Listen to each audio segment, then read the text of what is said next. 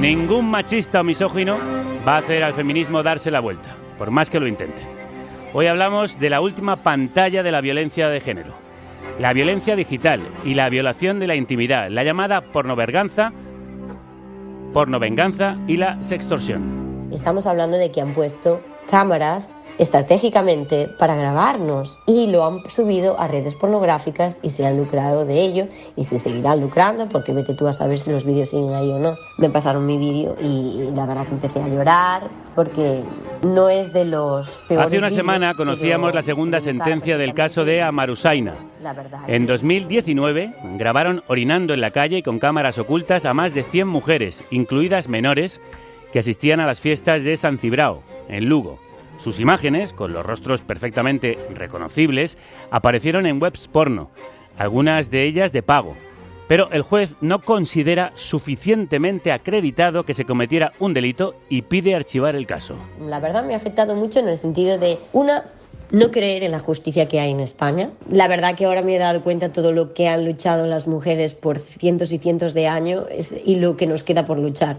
Luego, lógicamente, me ha afectado en el sentido de que te paras a pensar y dices, imagínate que esos vídeos sigan ahí en un futuro y que los estén viendo ahora gente que yo conozco, amigos de mis padres, amigos de mi familia. Ella es Jennifer, una de las afectadas. Estas mujeres no solo sufrieron la difusión de sus imágenes, sino también burlas, humillaciones e insultos en redes. Sí, que hemos sido objeto de burla, que nos han llamado de todo, guarras, de todo. Y yo me pregunto, pero tú me estás diciendo entonces que es normal poner 5 o 6 cámaras en una callejuela, debajo de un coche. Estaba todo totalmente planeado. ¿Y eso es normal? Entonces nosotros tenemos que escuchar este tipo de calumnias sobre nosotros y lo demás da igual. Da igual que nuestros vídeos estuvieran en redes pornográficas, da igual que quitaran a los hombres del vídeo.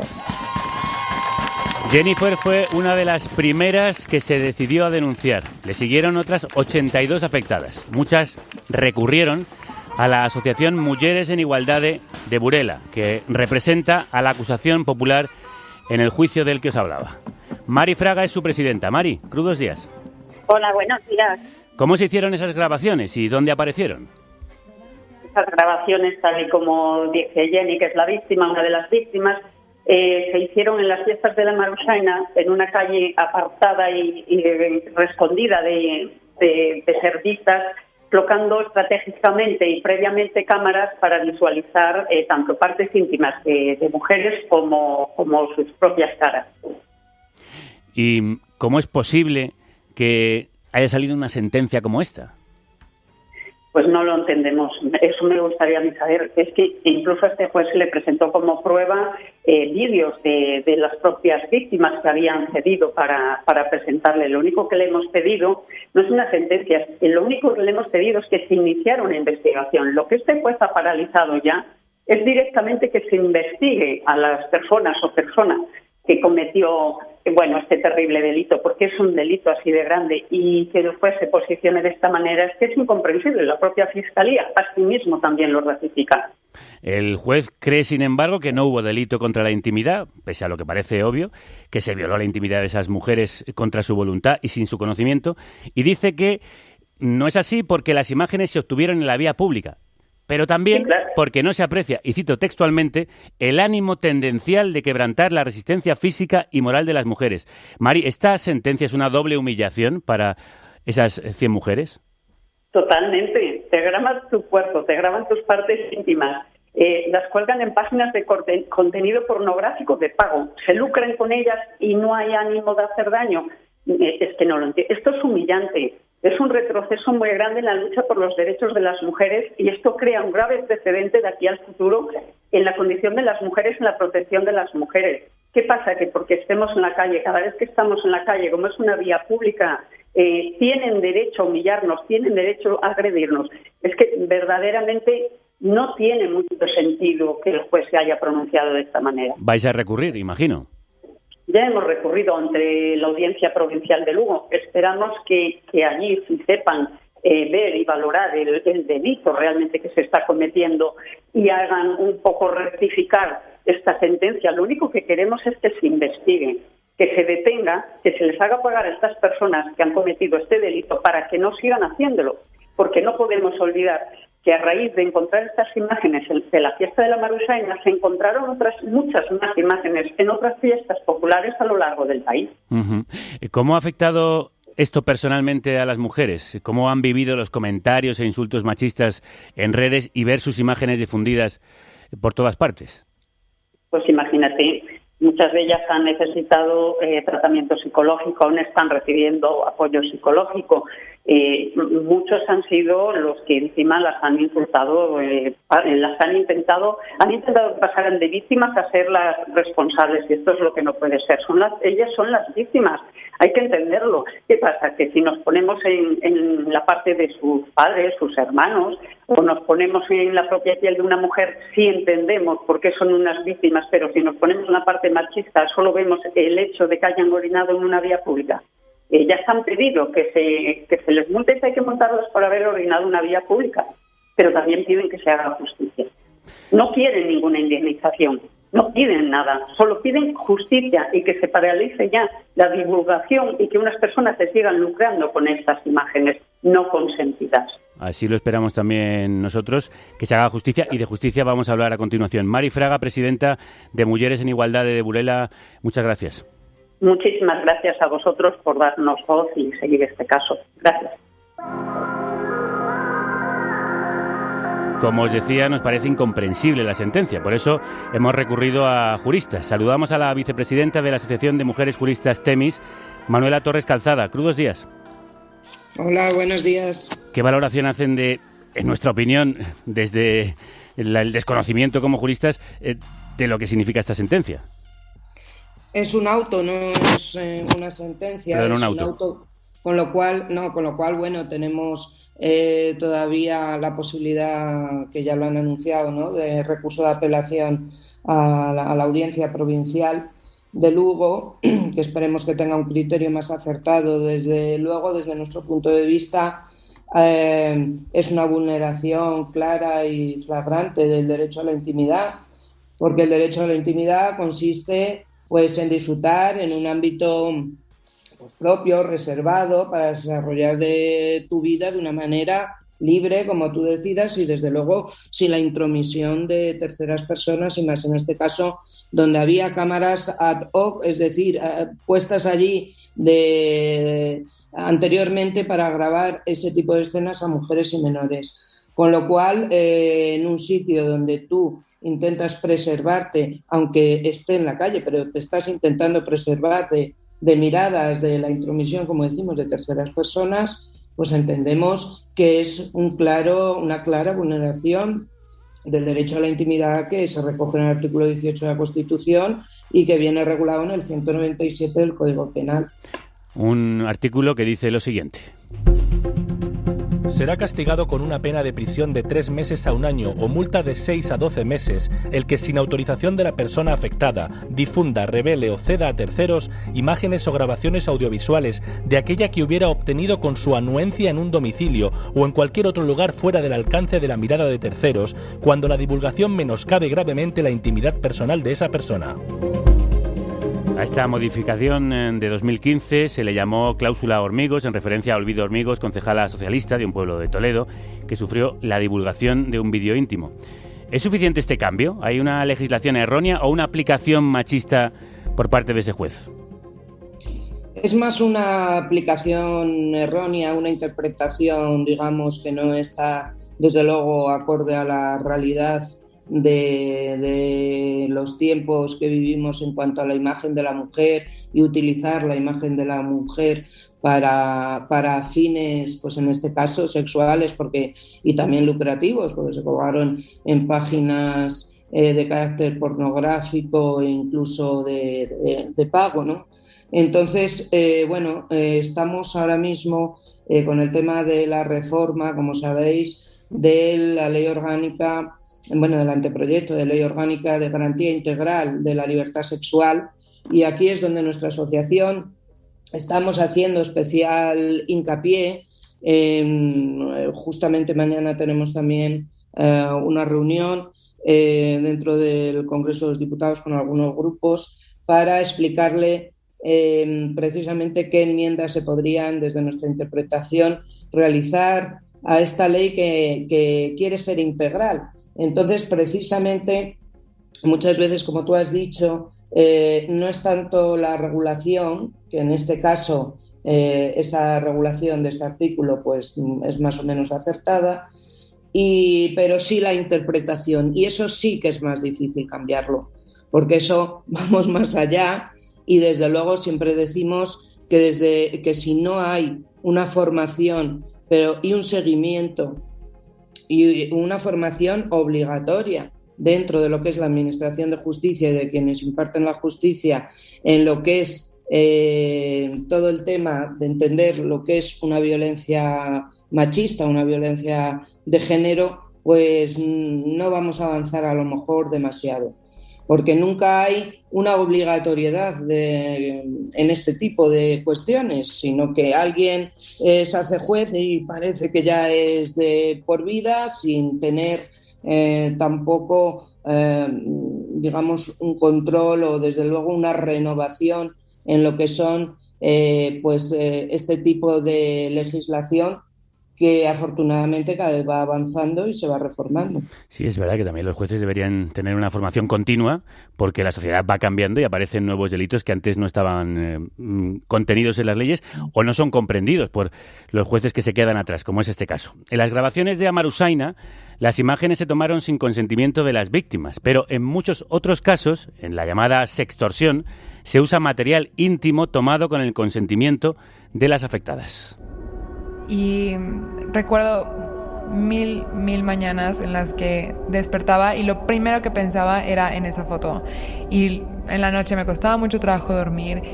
Y llegué a la conclusión finalmente de que la única forma de evitar todas estas cosas que iban a pasar era el suicidio. Y dije, esta es la única salida que tengo. Y en ese momento yo conocía o había escuchado por lo menos de casos que habían terminado en suicidio y entendí por qué.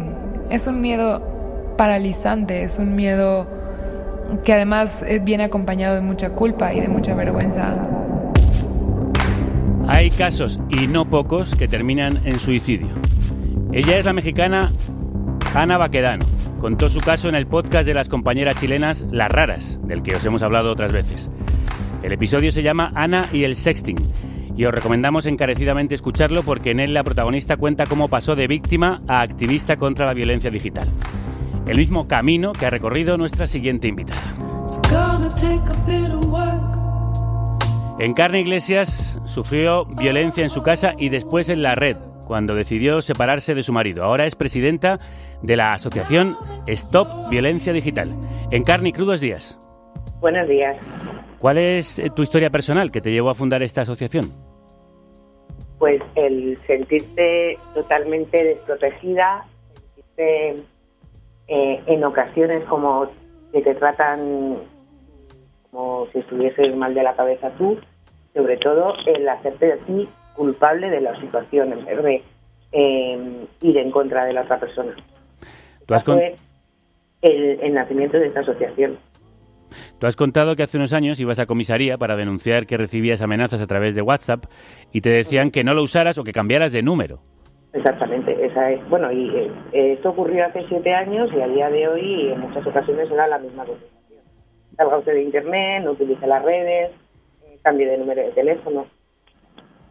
¿Cómo ayudáis desde la asociación a las mujeres y adolescentes que acuden a vosotras? Pues mira, nuestro trabajo hoy en día mayormente está siendo de la concienciación en la sociedad de que esto es un delito como otro cualquiera, porque a día de hoy todavía hay mucha gente que esto no lo ve como un delito. El sentirse acompañado y el sentirse entendido por otra persona y el que te den una solución a tu problema en este ámbito digital es importantísimo. Porque es lo que te digo, que psicológicamente el daño psicológico que te causa incertidumbre y que no sabes por dónde te viene. Uh-huh. Entonces es terrorífico. Vamos a intentar mejorar la comunicación contigo, Encarni, y te vamos a volver a llamar porque ahora mismo el teléfono suena con muchísimo ruido. Déjame que presente a la siguiente invitada. Detrás de esta violencia de la que hablamos perviven actitudes de burla y humillación hacia las mujeres, a las que se acaba culpando más que a quien difunde esas fotos o vídeos. Ya no puedo más, dijo un día en la oficina. Verónica se suicidó después de que decenas de compañeros de trabajo compartieran sin su permiso un vídeo sexual en el que aparecía. Llevaba semanas sufriendo burlas de empleados de Iveco, una fábrica de Madrid. Tenía 32 años. La italiana Tiziana Cantone tenía 31. Se quitó la vida en 2016 después de que su exnovio difundiera un vídeo de contenido sexual. Se cambió de nombre y de ciudad. Luchó para que el vídeo fuese retirado de la web, pero no lo consiguió.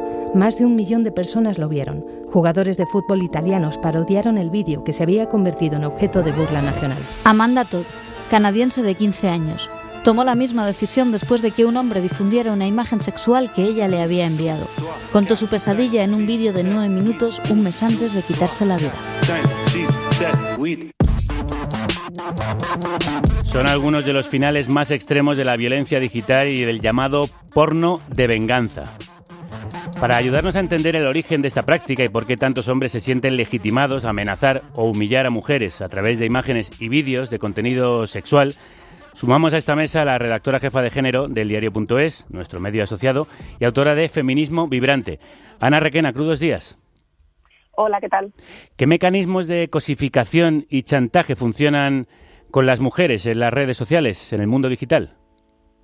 Bueno, en el mundo digital funciona la misma violencia, ¿no?, que en el mundo físico, solo que, bueno, en un formato distinto. Y yo creo que cuando hablamos de este tipo de violencias hay 2 componentes fundamentales, ¿no?, que son la vergüenza y la culpa.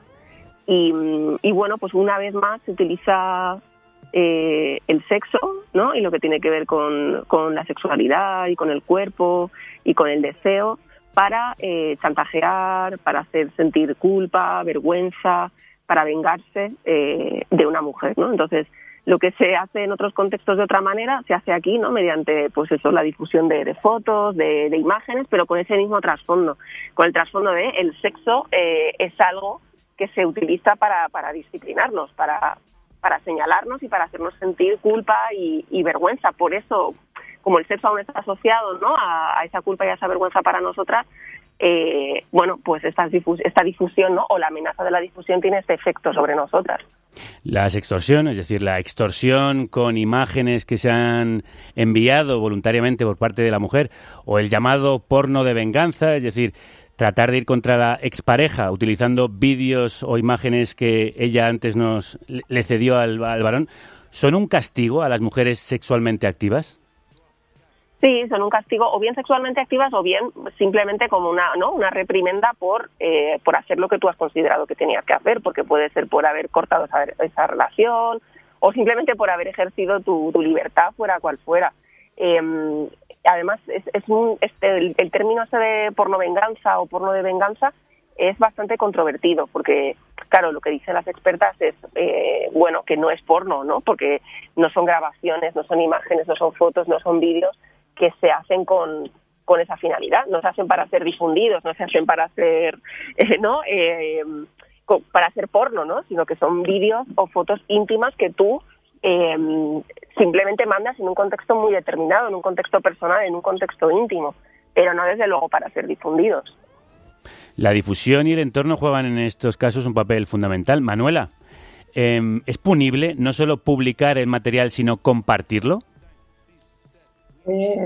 Claro, ahí está la cuestión.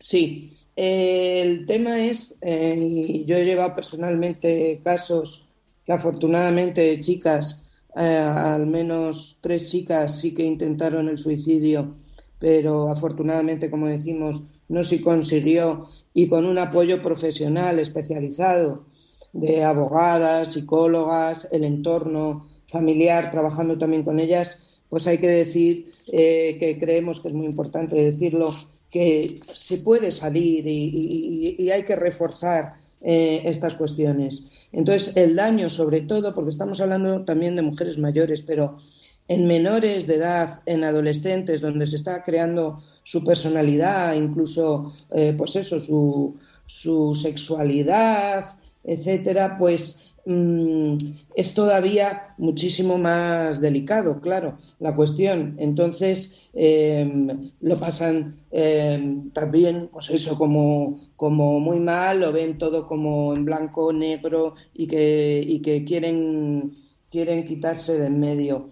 Entonces, eso sí está penalizado porque además una cuestión, y es que precisamente es una de las cuestiones de la reforma que comentamos, es que antes se decía que si solo era una conducta, donde se podía hacer una conducta, pues podía quedar en una pena mínima, en un delito leve, etcétera. Sí. Pero claro, ¿qué sucede si esa conducta, que solo es una conducta, conlleva a, pues por ejemplo, en otro caso que llevamos, donde la expareja, para hacer este chantaje, el no aceptar tampoco la ruptura de la relación, etcétera, cuelga los datos personales y el teléfono, ya no solo las imágenes, los datos personales y el teléfono en páginas de contactos, y también cambia su imagen, la distorsiona o pone otro rostro, pero es su cuerpo,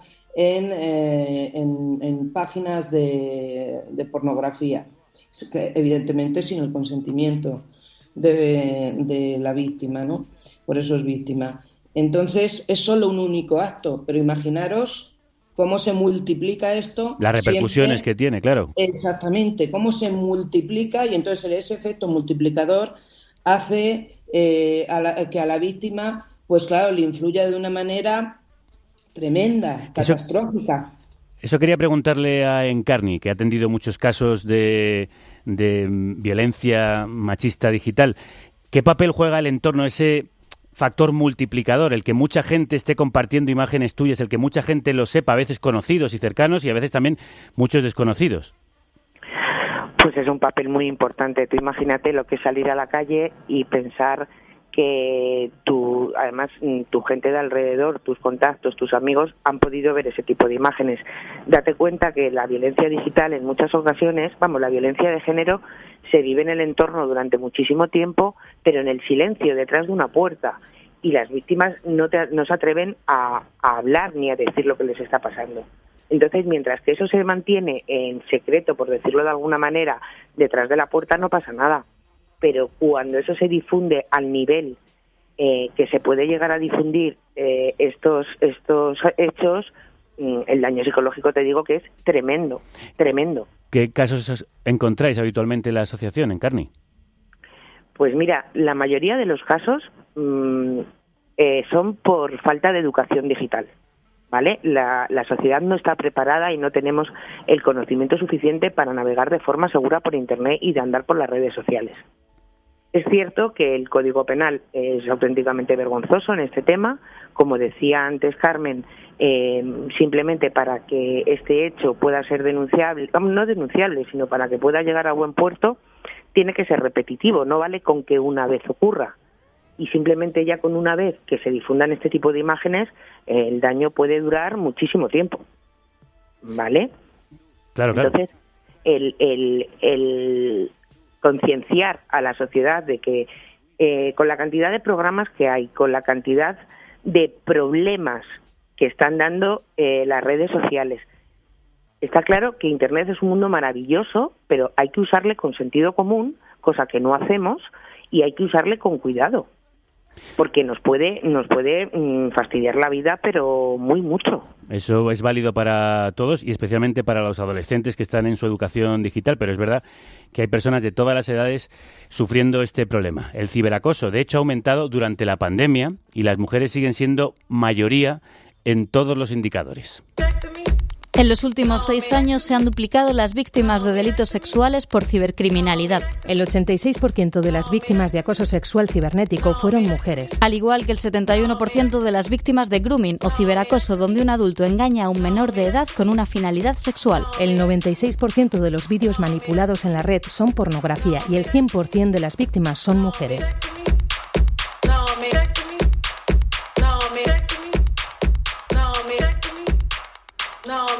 Os pregunto a las tres, el Código Penal trata el ciberacoso como un delito de género neutro. Ana, ¿crees que debería tipificarse como violencia de género? Bueno, sí, yo creo que claramente es un delito que tiene género y que, bueno, cuando vemos los datos, pues la mayoría de víctimas son mujeres y la mayor parte de perpetradores son hombres, ¿no? Con lo cual, pues efectivamente tiene ese componente de género. Y yo hablabais de la educación o del mal uso de las redes, y sí, pero yo de verdad creo que es muy, muy importante señalar que, no sé, tenemos derecho a mandar una imagen a alguien que queremos mandársela, ¿no? Y que quien comete esa difusión no consentida es quien está haciendo algo mal y quien comete un delito, porque no podemos convertir esto en el nuevo llevaba minifalda, ¿no? O sea, yo si me apetece enviar un vídeo o una foto a alguien, creo que, bueno, ¿no? Que está bien aprender los canales, pues no sé, ¿no? Por los que es más seguro hacerlo o todo esto, pero yo creo que tenemos que lanzar un mensaje claro, que es que quien difunde y quien no sigue las reglas de ese contrato implícito entre quienes juegan a ese juego, es quien está cometiendo un delito, quien está haciendo algo mal y quien merece el reproche de la sociedad.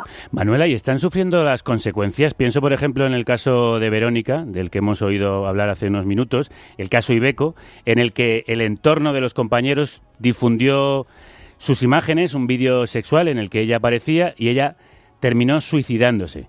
¿Ellos han sufrido las consecuencias? ¿Ha habido algún tipo de pena? En este caso, la cuestión es siempre el identificar los autores materiales, porque es lo que decimos, esto como es como una mecha que se prende y va de manera exponencial, pues el problema siempre es identificar quién es la persona o de dónde parte y luego cómo se va difundiendo. Entonces, en ese caso no ha habido una sentencia condenatoria a, digamos, todos los que han difundido, porque no se pueden, materialmente es casi imposible identificar toda la difusión y cómo llega. El caso que, por ejemplo, uno de los casos que yo os comentaba antes, de una chica que se intentó suicidar, que era en un instituto, con una imagen pues de una cría de 15 años, con sus primeras relaciones, le graba su compañero, amigo, noviete, y luego pues cortan la relación y él en todo el instituto lo manda a uno, otro a otro, a grupos, hasta que llega, esto también es importante, a manos de una profesora. Y la profesora es la que denuncia y la profesora es la que le apoya y la profesora es la que saca el tema adelante. Entonces, por eso, tan importante, como decíamos antes, es el que se sientan estas personas y estas menores también protegidas y que pidan ayuda cuanto antes a personas de confianza del entorno, a profesionales especializados, a asociaciones. Hay gente que le puede ayudar.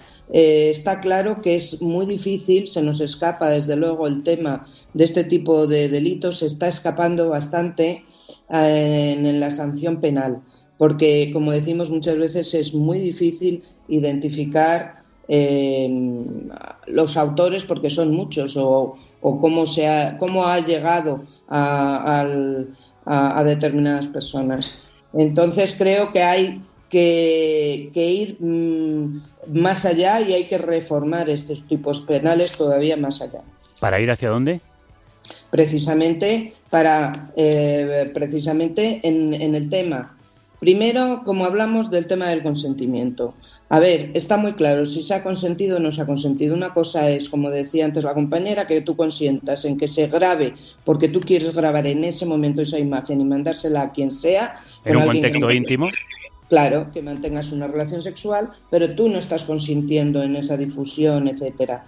Entonces, como decimos, muchas veces, es lo que antes se decía, porque uno de los temas es que dicen que tiene que ser repetitivo, o en el tema del hostigamiento, del acoso, que limite gravemente, dice gravemente, tu vida y libertad, o tu vida diaria, vamos.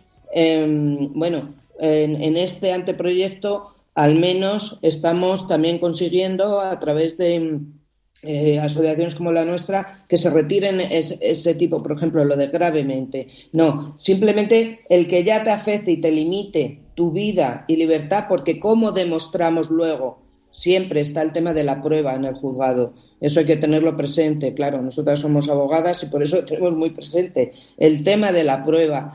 Entonces, y en muchos casos, como antes también comentaban, puedes tener esos mensajes, puedes ir a una comisaría y decirte, pues cambia de móvil o bloquéalo o no sé. Bueno, vamos como a ver quién es el culpable. Vamos a ver quién es el culpable. ¿Eso qué es lo que hace? Pues esa victimización secundaria y esa culpa que hace que muchas veces a la mujer pues se paralice y no pida ayuda. Quería preguntarle sobre los jóvenes, a Encarni. Según tu experiencia, ¿están más concienciados de los peligros, como el sexting, que es cuando uno envía mensajes, fotos o vídeos con desnudos y contenido sexual a otras personas y luego al final acaba recibiendo amenazas o chantajes por ello? Mira, cuando yo hablaba antes de la falta de educación digital, está clarísimo que los grandes perjudicados están siendo los adolescentes, porque además van a ser niños y niñas dañados psicológicamente desde una edad muy temprana, cosa que en el futuro vamos a ver los resultados que eso va a tener y las consecuencias que eso va a tener. Pero tenemos que tener en cuenta que cuando, te repito que hablo de esa educación digital, tenemos que saber que cuando una imagen sube a la red, sube a Internet, esa imagen ya no nos pertenece, ¿vale? Nosotros se la hemos podido mandar a una pareja o una expareja o a lo que quieras, y que esa pareja no sea realmente la que lo difunda, sino que hoy en día la información de los móviles, aunque no le demos la importancia que realmente tiene, vale mucho dinero, toda la información digital. Y hay muchísima gente que se está dedicando a robar esa información, nuestra información, que nosotros decimos, ¡buah!, si nosotros no tenemos nada. Bueno, tengamos o no tengamos, es nuestra. Y nos la roban constantemente. Entonces, que sí, que hay que ir a por el culpable y a por el que hace la cosa, pero es que en muchísimos casos, en el ámbito digital, el llegar a ese culpable, existen las herramientas para llegar a ese culpable, pero se necesita mucho tiempo y mucho dinero, porque lo único bueno que tiene el ámbito digital en este aspecto de violencia es que todo deja huella en la red. ¿Y es fácil borrar esa huella, Ana?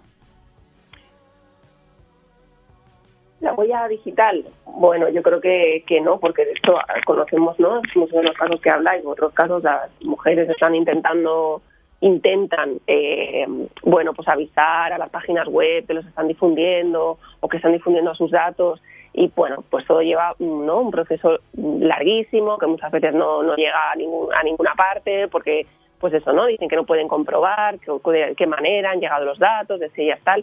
Sí que hay un canal y sí que se puso en marcha un canal, creo que es la Agencia de Protección de Datos, que precisamente puso en marcha una iniciativa para tratar de facilitar estos procesos a la gente que sufriera este tipo de delitos, ¿no?, para poder, bueno, pues ponerlo en conocimiento y que se abra una investigación, ¿no?, al menos administrativa, de qué es lo que está sucediendo ahí. Hace falta una educación en todos los ámbitos, desde el jurídico hasta el educativo, valga la redundancia, en estos delitos, estos nuevos delitos digitales del machismo en red, de los que nos han hablado Manuela Torres Calzada, vicepresidenta de la Asociación de Mujeres Juristas Temis, Encarni Iglesias, presidenta de Stop Violencia Digital, y Ana Requena, la redactora jefa de género del diario.es. Muchísimas gracias a las tres.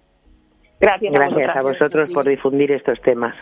Sí, porque el avance tecnológico no puede ser un atraso en los derechos de las mujeres. Ahora Carne Cruda, diario. Solo si tú nos ayudas.